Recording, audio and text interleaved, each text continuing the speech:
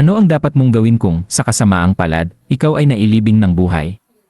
Una sa lahat, manatiling kalmado. Ang pagpanik ay magpapabilis lamang sa pagkonsumo ng oxygen.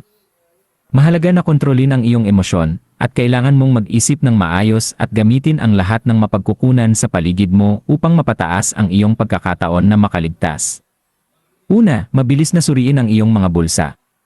Kung ikaw ay maswerte na may dala kang mobile phone, tumawag ka agad ng tulong.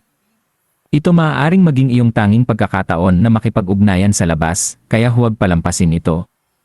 Kung makikita mong walang signal, huwag madaling sumuko at maghanap ng iba pang paraan upang makatakas. Susunod, maingat na obserbahan ang estruktura at material ng kabaong. Karamihan sa mga kabaong ay gawa sa kahoy at mukhang matibay, ngunit kung mahina ang takip, maaari mo itong sipain gamit ang iyong mga paa o siko.